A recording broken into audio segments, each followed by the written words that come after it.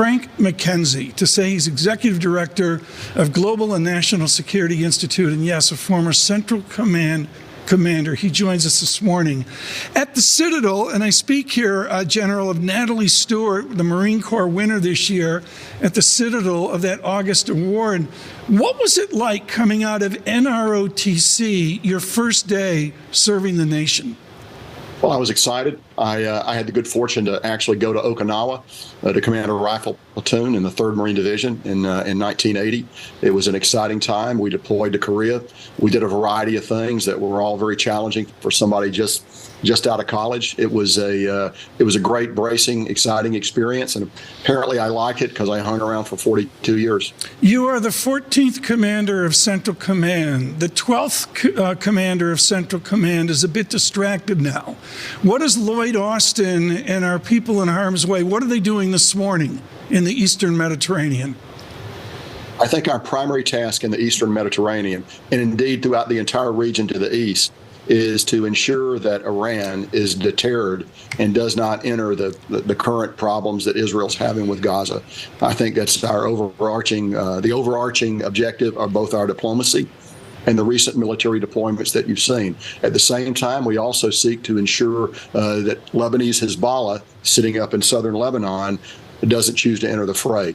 That would be very, very bad for both those entities. Mm-hmm. And the full offer that we moved there is all designed to make them think twice before taking that very bad decision. Is Israeli military or allied military impinged by the volume of modern media? This is different from your tours of duty.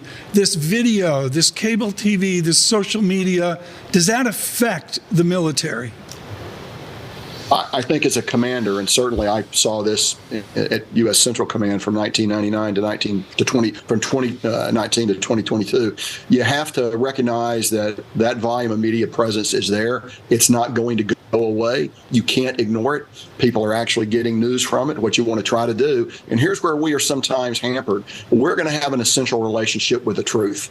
We want to tell the truth. When we put something out there, we want to be honest about it. We want it to be able to stand up to fact checking. And if we make mistakes, and we do, we acknowledge those mistakes. But many of our opponents, Hamas, Lebanese Hezbollah, the Russians, have no essential relationship with the truth. And so that's not important to them when they operate in the media and in the information space.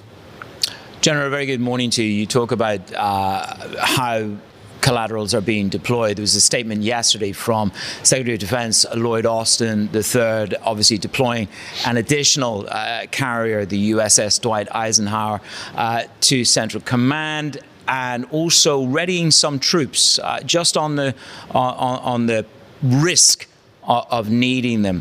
How important is this step change in preparedness for an escalation? Because that does not sound like a nation, the USA, in preparedness for de-escalation. Well, actually, it is all designed for escalation.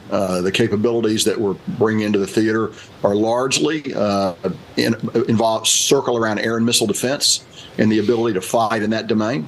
So that's the threat. The threat to Israel is actually not large-scale invasion from Iran or Lebanese Hezbollah. It actually is the proliferation of missiles, land attack cruise missiles, which are low-flying missiles, and, of course, drones. And so the systems that we're bringing into the theater are all designed to assist in the defense of Israel against those weapons, but also, should it be necessary, we always reserve the right to strike from where those missiles came. Do you think that build-up is enough in messaging of itself to Iran to perhaps reduce the risk of multiple fronts escalating? You talked about Hezbollah in Lebanon, etc. But do you think that this military show is a message, a communication to Iran about the folly of escalation on multiple fronts? We know analytically that Iran looks very carefully at the correlation of forces in the region. When we reinforce, they take notice of that. In fact, going back over many years, we can trace very clearly Iran provocations to unwise, untimely drawdowns in our posture in the region. So I think this will have an effect. Now, look, it's always hard to predict ultimate decisions in Iran. Variables. But I think we're doing all the right things. I think the messaging from the secretary has been very strong, very clear. I think the force posture in the theater sends a very clear signal to Iran.